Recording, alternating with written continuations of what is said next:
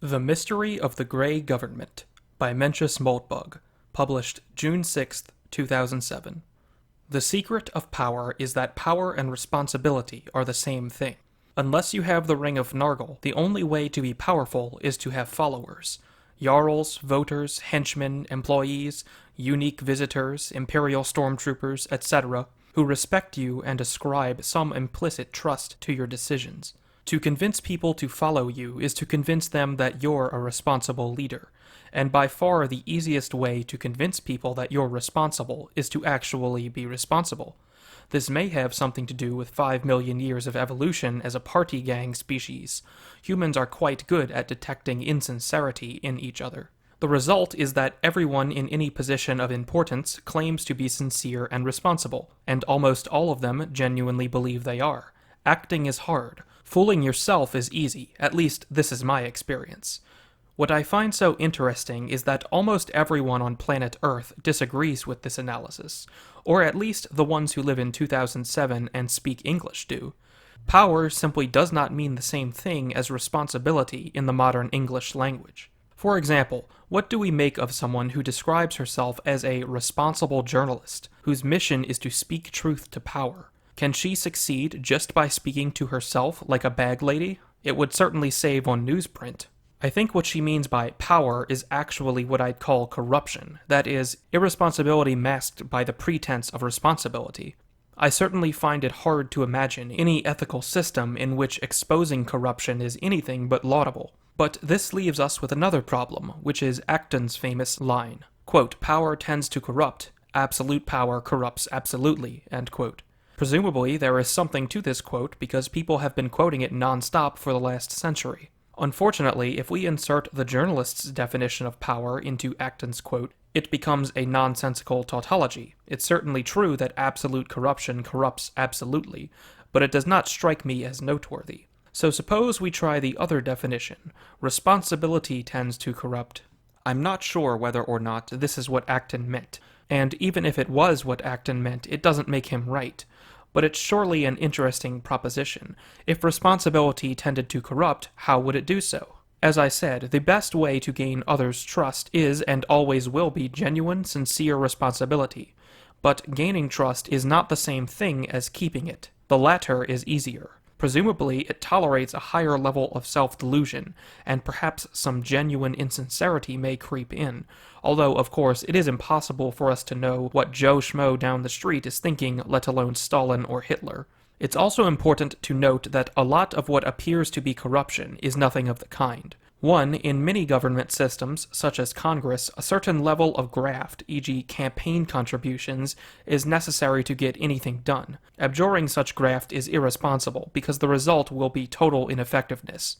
Two, not in the West but in many foreign countries, graft flourishes as a consequence of responsibility within extended family and or tribal groups, taking precedence over the Western governmental structures that donors prefer to see. But I do believe that responsibility corrupts. However, I would not recommend agreeing with this statement lightly. Most of what you know about the world probably originated in one way or another with responsible journalists, or worse, responsible historians. If these people are in any way corrupt, and there are many, many ways in which they could be corrupt, checking their work yourself is an enormous and daunting task. Trust me on this. And you might even come to the same conclusion as me, which frankly is a little too Philip K. Dick for my taste. Hopefully, it is a little too Philip K. Dick for your taste as well. So let's suspend the Acton for now, and stick with the equation of responsibility and power. As the Acton example demonstrates, this equation, precisely because it runs against the grain of the way we use these words in English,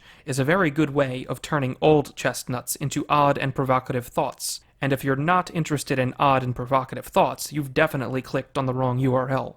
Another example is a bumper sticker I saw the other day. It's not a rare one. You may have seen the same sticker yourself. It says, "I love my country, but I fear my government." I find this a fascinating message, because I think you could sell the same sticker, if not with the same graphic design, in San Francisco and in Lubbock County, Texas. Given that I saw it on a new Beetle in one of the most fashionable neighborhoods in San Francisco, Coal Valley, however, I don't think I'm going too far out on a limb to deconstruct it here. I don't think the Beetle's owner was thinking of the Environmental Protection Agency when she put that sticker on her car, nor was she thinking of the State Department, the Supreme Court, the Fed, or probably even these days the CIA. In fact, CIA, no one in Washington uses the article, much as the same road as the 101 in LA and 101 up here, perhaps it is a faint Russian influence, is a fascinating example. When exactly did the agency and the New York Times become best buddies? Today, you are no more likely to find the Times or the Post criticizing CIA than criticizing state, EPA, etc. It would be interesting to spend some quality time with LexisNexis and see when this handover happened. Perhaps there was a secret surrender ceremony or something. I think the US is best interpreted as one country with two governments. We can call these the red government and the blue government. Basically, as a very rough approximation, the red government is the military and the blue government is everything else. Each House of Congress also has parallel red and blue committee systems, and there are also some departments, such as the White House, that can switch colors as the result of elections. But mainly when I talk about government, I mean the permanent government. It is very difficult for political officials to exercise much direction over career civil servants. I don't know that any such polls have been taken. It would probably be considered some sort of high-tech blasphemy, but I kind of suspect that these colors correspond to the political affiliation of the employees. That is, the military probably employs more Republicans than Democrats, and the other agencies more Democrats than Republicans. Just a guess. But in any case, what I find interesting about the woman who bought this bumper sticker and put it on her Beetle is that, for her, the government means the red government. That is, it means the enemy of the blue government, of which she is presumably a supporter. You might think she was a libertarian, and who knows, perhaps she or he is, but Google did find this same sticker at a 100% progressive vendor. This is absolutely fascinating, because for her, the blue government does not exist as such. It is simply a large number of responsible people doing responsible things. Their work, in fact, is being hindered by the government, that is, the red government, a mighty power which literally dominates the planet, and which is presumably quite corrupt, in the Actonian sense. In fact, I'm sure our Beetle owner could list quite a few ways in which the red government is irresponsible and is abusing its power, nor would it strike her as a contradiction that, while I'm sure she is a passionate believer in democracy, she is effectively supporting an unelected government over an elected one. She might well believe that the current occupant of the White House was not legally elected, and if she didn't, she would consider his election an outrage, the product of trickery, bribery, and lies. To a Catholic, the election of a false pope does not discredit the papacy. It renders reform imperative. Now imagine the same sticker on the back of an F-150 in Lubbock, Texas. Obviously, it means something entirely different. But our truck-driving Texan is actually going through a set of thought processes that are very similar. To him, the military is not the government, it is America. To him, the blue government is the government, and it is screwing up everything, and he, too, can present a very compelling list of irresponsibilities. Obviously, since I live in San Francisco, my instinct is to side with the Lubbockite. Probably, if I lived in Lubbock, it would go the other way. All this means is that I'm a misanthrope.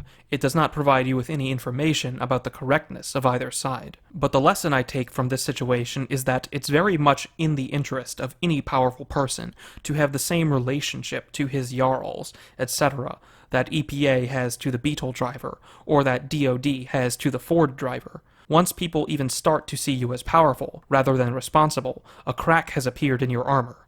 You have enemies, and who wants enemies? And suppose there is a third government, which both sides see as responsible, not powerful. Could we call it the gray government? I think this would be a very appropriate name. Perhaps we'll investigate this a little further.